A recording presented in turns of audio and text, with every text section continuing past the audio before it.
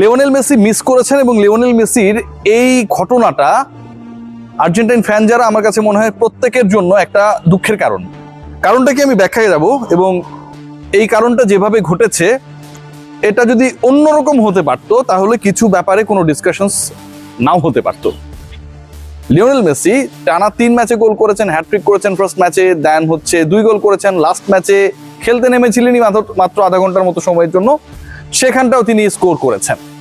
But Lionel Messi এবং Argentina, Lionel Messi উপকার করতে গিয়ে অথবা মানবতা, বন্ধুত্ব, সতীর্থদের প্রতি ভালোবাসা দেখাতে গিয়ে নিজের জন্য যেই ক্ষতিটা করেছেন, আর্জেন্টাইন ফ্যানদেরকে যেভাবে কষ্ট দিয়েছেন, আমার কাছে মনে হয় যে এই মুহূর্তে সেই আলোচনাটা হওয়াটা খুব যৌক্তিক। আমি সেই আলোচনায় যাব, তবে একটা প্রাসঙ্গিক বিষয় আপনাদের সামনে আনি, কারণ আপনারা সবাই জানেন that Norway is going to play there round of 16 match against Brazil. শেষ 16তে ব্রাজিল এবং নরওয়ে মুখোমুখি হবে এবং হালান্ডের সাথে ভিনি জুনিয়রের দেখা হবে। সেই ম্যাচটা কিনে অনেক আলোচনা রয়েছে, এক্সাইটমেন্ট রয়েছে, ইকুয়েশনস রয়েছে, স্ট্যাটিস্টিক্স রয়েছে, এবং সেই স্ট্যাটিস্টিক্সগুলো আসলে কার পক্ষে কার বিপক্ষে।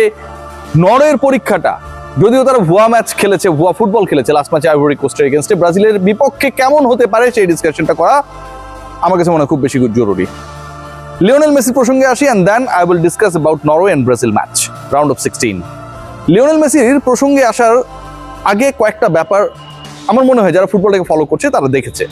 1 নম্বর পয়েন্ট, যেটা যেদিন লিও মেসি হ্যাট্রিক করলেন আর্জেন্টিনার ওপেনিং ম্যাচে, এবারে বিশ্বকাপে প্রথম হ্যাট্রিকটা লিওনেল মেসি যখন করলেন, সেই হ্যাট্রিকের পরে পুরো বাংলাদেশের মানুষ, পুরো পৃথিবীর মানুষ, they were telling that Leo Messi সর্বকালের সর্বশ্রেষ্ঠ ফুটবলার, নো ডাউট, এবং যেটা বাকি ছিল হ্যাট্রিক করে সেটা তিনি করে ফেলেছেন।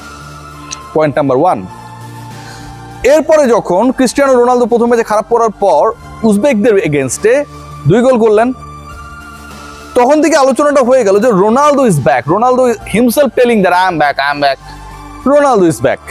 রোনালদো, এতদিন যারা রোনালদোকে নিয়ে সমালোচনা করেছেন, আপনাদের কোনো বেল নাই, Ronaldo ultimately the greatest footballer ever in the history of football, তিনি ব্যাক করেছেন। এমবাপ্পে 2 ম্যাচে 4 গোল করার পরে সেই আলোচনাটায় মোটামুটি তিনি চলে এলেন। গতকালকে আরো 2 গোল করেছেন, 6 গোল, লিওনেল মেসির সমান একটা ম্যাচ বেশি খেলেছেন।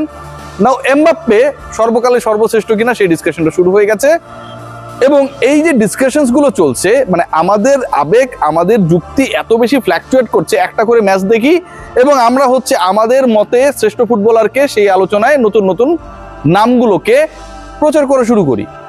আমার কাছে মনে হয় এটা একটা বাজে ধরনের জিনিস, এবং এই যে আলোচনাটা, এই আলোচনাটা হতো না লিওনেল মেসি যদি ওই আকামটা না করতেন। কি কাজ করেছেন তিনি!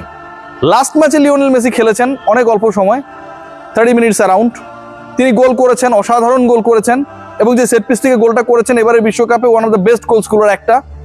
লিও মেসি যদি শুরু থেকেই খেলতেন সেই ম্যাচে, আই এম ড্যাম শিওর, কেউ বিশ্বাস করুক আর না করুক, লিওনেল মেসি আরো একটা হ্যাট্রিক করতেন, ডেফিনেটলি আরো একটা হ্যাট্রিক হতো।